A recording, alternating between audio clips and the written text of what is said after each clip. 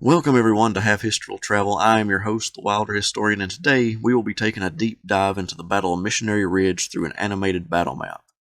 Missionary Ridge beat Ringgold Gap in the poll on Patreon, and if you would like to support the channel and vote for the next animation, please join the Patreon page for as little as $1 and you can cast your ballot. The link is in the description below.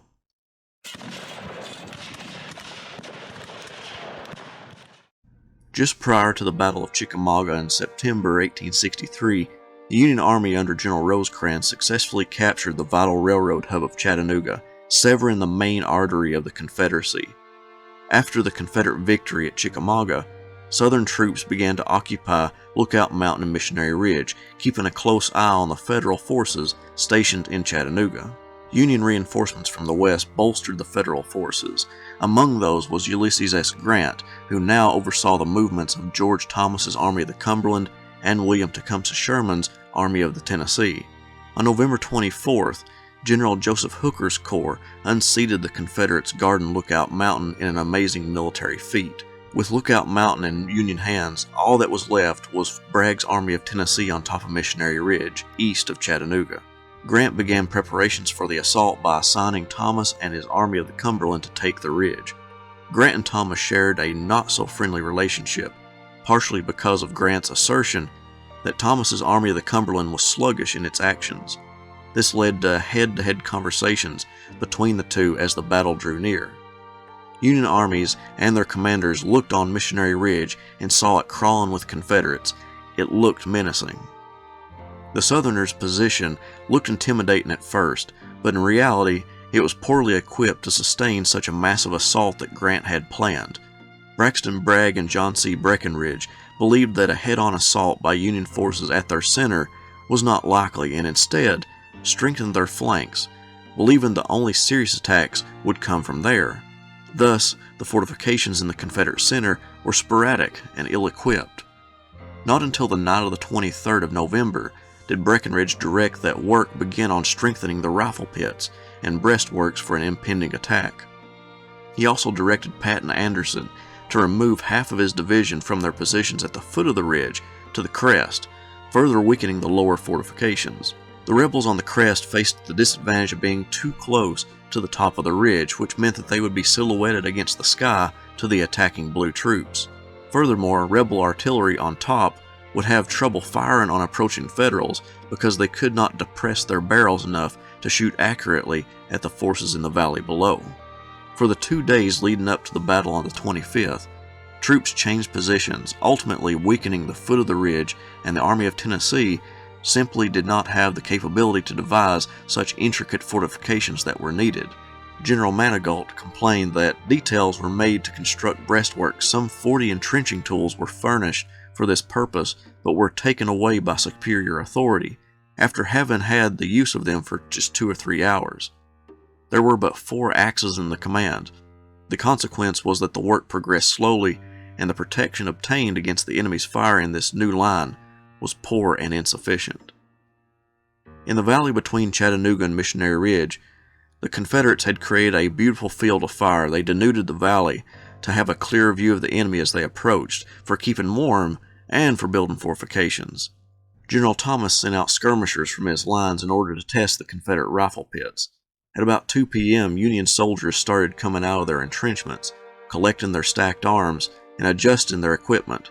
As the battle lines formed, the blue troops knew that the leaf-bare woods would provide them with a little shelter from the lead and iron raining down on them. But upon exiting the woods, each brigade either had 300 to 700 yards to march through the denuded valley before reaching the rebel lines. It took roughly an hour for the thousands of troops to form up. Each regimental commander received the orders for attacking the ridge. Commander of Company B of the 124th Ohio remembered, "No emotion was visible in the soldierly face of our brave colonel, save perhaps a little more violent chewing of the large quid of weed that added rotundity to his bronzed, weather-beaten cheek." His further order was that we inform each man in the ranks of what was expected of him. Commanding at the time Company B, it was my painful duty to break the news to those that I had known from boyhood, and that I had learned to love as brothers. No one that I communicated the order to but turned pale. Now there was nothing to do but wait. Now the time hung heavy. Now the soldiers' thoughts were filled with home and loved ones left behind, and what would become of them if he should fall in the terrific charge that he knew would soon have to be made. It is the dreadful waiting that is more terrible than the shock of battle. Grant had ordered Thomas's men, at the sound of 6 guns fired rapidly from Fort Wood, to assault and take the rifle pits and halt. However, his orders were horribly misunderstood by many commanders, wondering what to do after they halted in the rifle pits. General Absalom Baird, upon hearing the order, asked, "And when I have captured the rifle pits, what then?" The answer came, "I have given you the order in the exact words of General Grant." Not having received clarification, Baird sent his orders to his brigade commanders, who passed it down to regimental and company commanders. Confusion was running rampant in the Union battle line. General August Willock, a former soldier in the Prussian army, claimed the only order he received was to advance. A major under Willock reportedly asked him where they were to stop, and Willock replied, "I don't know. At hell, I expect." General Philip Sheridan was also confused by the order.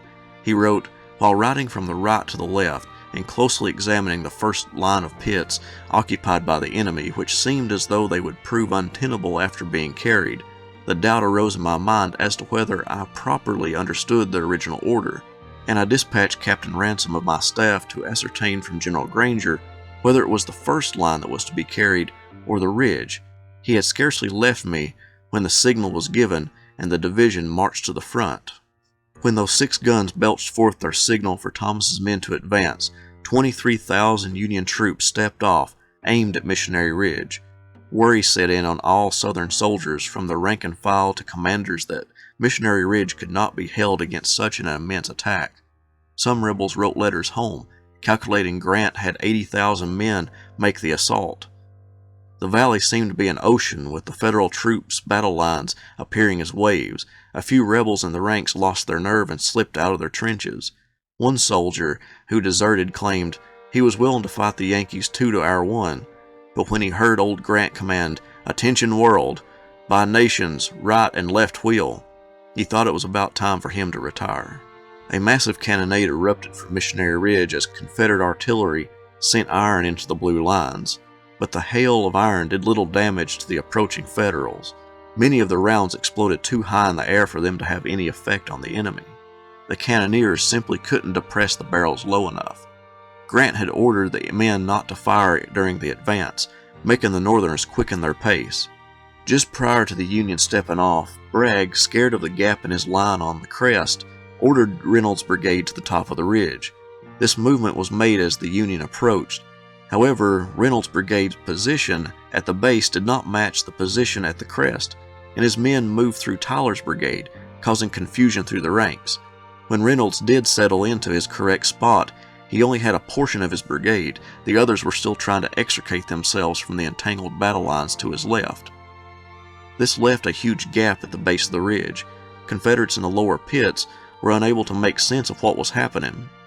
Breckinridge had ordered them to fire 1 volley and then proceed up the ridge to the crest. However, that order failed to reach most regiments and companies. Therefore, to the ones who had not received the order and stood and fought, it looked like their comrades around them were retreating. The Floridians on the rebel left were a great example of those who did not receive the order and stood their ground until the skirmishing fire became too great and they laid down in the rifle pits. Some, like Robert Watson of the 7th Florida, skedaddled up the slope to the crest safety. He remembered, "The hill was dreadful steep, and the enemy kept up a continual fire and threw a continual shower of bullets among us, and I only wonder that they did not kill all of us. Many a poor fellow fell exhausted and was taken prisoner. I stopped several times and took a shot at the Yankees, and at that same time it rested me. The bullets flew around us so thick it seemed impossible to escape unhurt. A bullet struck my knapsack at the right shoulder and came out at the left shoulder, making 23 holes in my blanket. When I reached the top of the ridge, I was so much exhausted that I fell down and lay there for several minutes to recover breath." Due to the terrain, the various Union brigades reached the rifle pits at different times, still cohesive in many respects. When they reached the rifle pits, they encountered empty fortifications or light resistance. because the majority of the Southerners began to retreat. Some artillery pieces were able to get a range on the blue troops and threw rounds into the new occupants of the rifle pits. Union commanders, one by one, upon reaching the base, ordered their men forward to the crest because it was too dangerous to stay put. It was an arduous journey up the steep slope. Grant at Orchard Knob saw his lines moving past the rifle pits and began interrogating both Thomas and Granger as to who ordered them up. Both men denied having given the order, and Grant fumed. What happened next was a result of slow communication and overall miscommunication. Sheridan, who had dispatched Captain Ransom to ask Granger whether it was the first line or the crest he was supposed to take, got his answer. Ransom came back saying it was the first. Sheridan interpreted that as his men needed to fall back. However, his men were already engaging with Confederate skirmishers just below the crest. Confused, he ordered his men to fall back. The blue troops took heavy casualties falling back, but they eventually made it to the rifle pits. However, there still remained many Federal troops on the ridge who refused to give up the position they had worked so hard to acquire. Sheridan saw his demoralized men retreating and decided to act. He then realized that the rest of the Army of the Cumberland was put in danger upon him retreating. He rode down the line offering encouragement to his men. He promised, "It's all right, boys, when you catch your breath, you can go up again." His men cheered as they got word that they were about to rejoin the assault. Sheridan's men lurched forward again. At this time, Baird's division had just reached the base because of the mangled terrain in their front. Wood's division was halfway up the slope. The Union assault was a mangled mess. One survivor of the assault described it as such. In making the ascent of the ridge, the men naturally sought shelter of the ravines and avoided the backbone of the projecting ridges in order to shelter themselves as far as possible from the enemy's crossfire. Another wrote, "Each battalion assumed a triangle shape, the colors at the apex, surrounded by the strongest men, the flanks trailing to the rear. Wood's division in the center of the Union lines reached the Confederates on the crest first. The three brigades, entangled in the defiles of the ridge, formed up about 50 yards in front of the Mississippians with a slight rise protecting them. They fixed bayonets and charged into the rebels, making the Southerners simply surrender where they stood. An officer from Ohio had a man from Mississippi ask, 'Captain, I want to surrender. What shall I do?' The officer stated, 'Get over them logs to this side. You'll be in the United States then.' Some of the Tucker's Mississippians began running to the rear. A squad from the 6th Ohio captured a pair of 12-pound Napoleons. The weapons were loaded, but they could not find friction primers. One quick thinker yelled, 'Stand back,' and placed his rifle over the vent of one of the cannons and pulled the trigger. The blast from the rifle ignited the artillery round and sprayed the retreating rebels. To the south, members of the 1st Ohio, 41st Ohio, and 23rd Kentucky planned a similar charge to their comrades. Lieutenant Colonel Langdon ordered the three regiments to fix bayonets, and as he stood up to order the charge, a bullet smashed into his face. He fell to the ground and the men stayed still, not making a sound. Then Langdon rose to his feet with blood streaming down his face onto his uniform and said, "I am not killed yet." He ordered the charge, and the Ohioans and Kentuckians captured the works held by Reynolds' brigade. When they topped the ridge, an Ohioan named Levi Wagner was on a mission. He had lost a knapsack at Chickamauga and was determined to replace it with a Confederate one. He continued on over the ridge, captured a reb, and then found a little plain full of knapsacks that the Southerners had relieved themselves of in the panic. As he said, "After looking over a few, I chose one which I thought would supply all my needs. Upon examining my prize, I found a good government blanket, 2 shirts, 2 pairs of drawers, a pair of light summer pants, a nightcap, and a plug of tobacco and a corn pone." General Bragg's line had been broken, and now he needed to stop the Union breakthrough. He pleaded with General Bate on his left to send troops, but Bate was having to fight off Sheridan's division that was fast approaching. Bate then thought of the 60th North Carolina, part of Reynolds' brigade that had taken up a position behind his men. He ordered them to the north to confront the Yankees, but they would not go beyond where the artillery were emplaced. They were simply too scared. Amazingly, a well-placed Union artillery shell struck the limber behind the North Carolinians, killing horses and men alike. The 60th North Carolina took off in a panic. With a huge gap in the Confederate line and Federals surging through it, Braxton Bragg's defeat was imminent. Tyler's brigade of Tennesseans and Georgians held for as long as they could, but the Federals were beginning to flank them. The Georgians on the far right of Tyler's line gave way as Wagner and Harker's brigades pushed into the Confederate lines. Bragg, mounted on his horse and carrying a flag, attempted to rally the retreating rebels, but the retreating men paid him no mind and continued their withdrawal.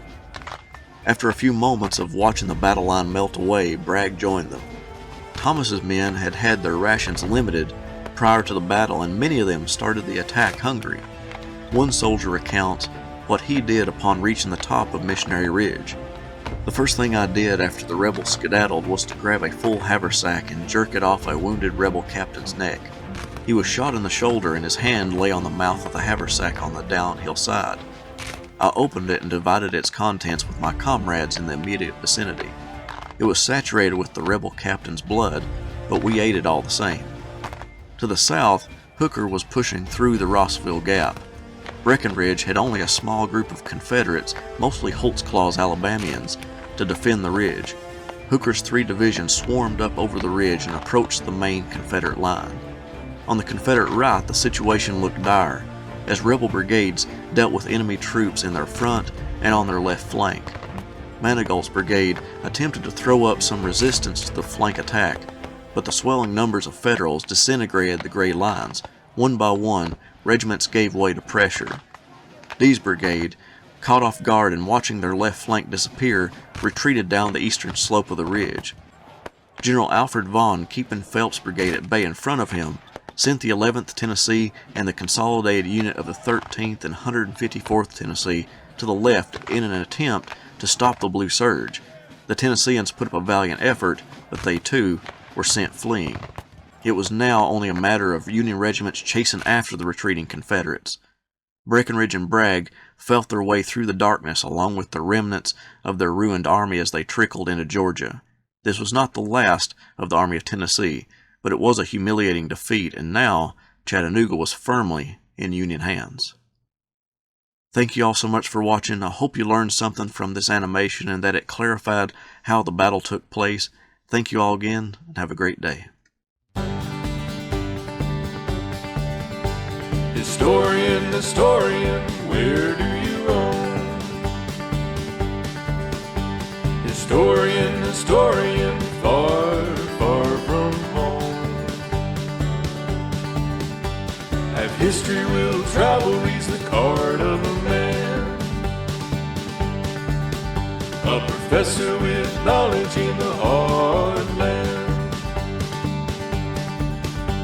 To educate the world is his mission. A professor of fortune is a man called historian. Historian.